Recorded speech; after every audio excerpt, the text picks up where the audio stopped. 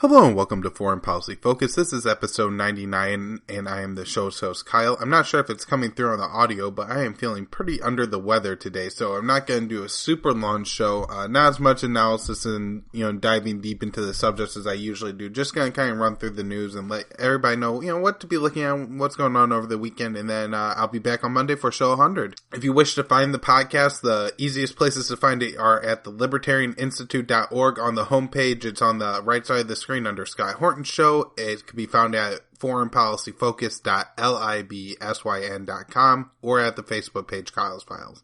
Getting into the news today, and just the first thing on the top that we have is that the Spanish government is looking to, or is carrying out some censorship of the Catalan websites dedicated to, pro-independence voting. I really couldn't find any specific analysis on, what kind of websites were blocked, just that websites dealing with the independence referendum that is actually coming up this Sunday.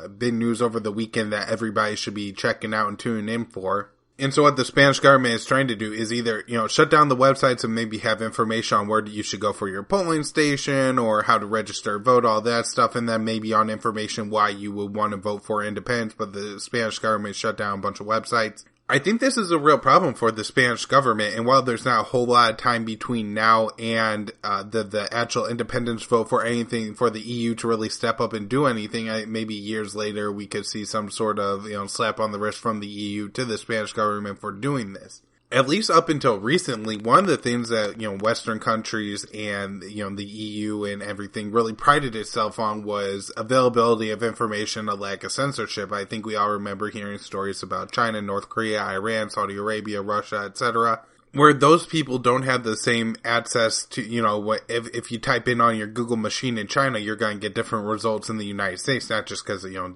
cultural and language differences, but because the Chinese government is going to not allow you to access some websites.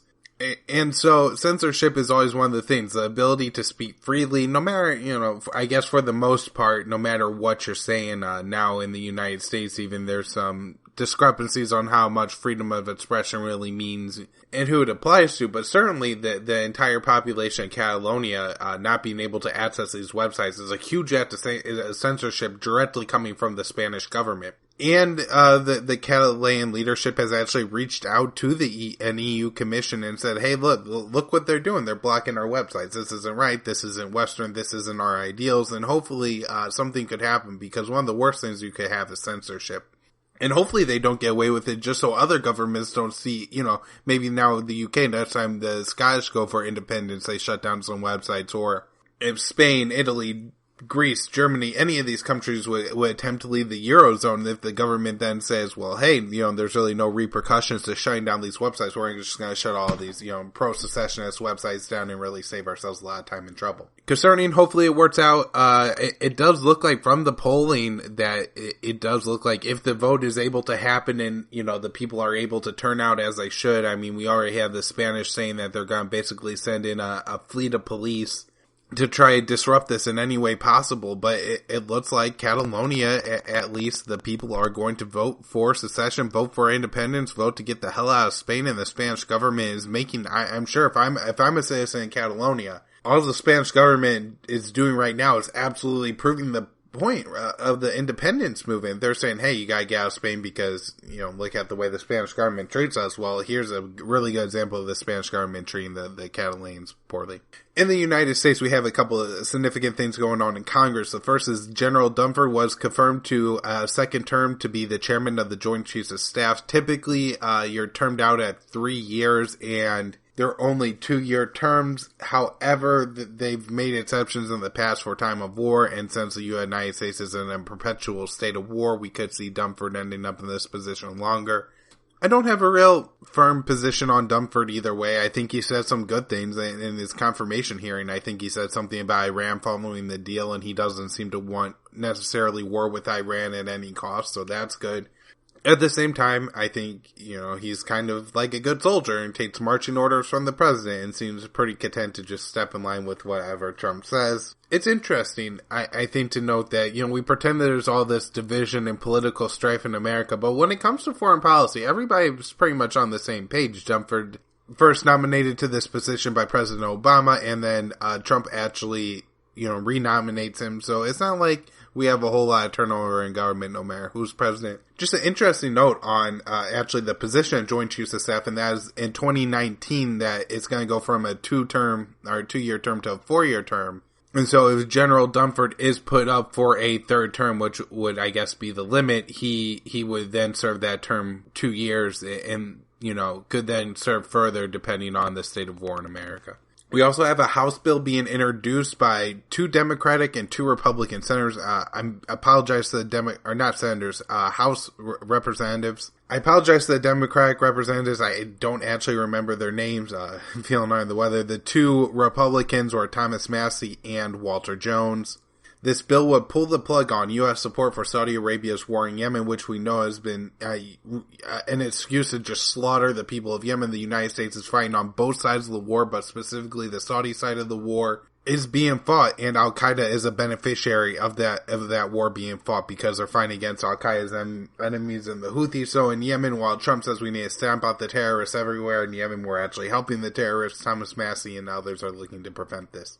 We have a tweet from the U.S. Embassy to Syria. I don't think the U.S. actually has an embassy in Syria, so it's just the group of people that the United States says are their embassy to Syria.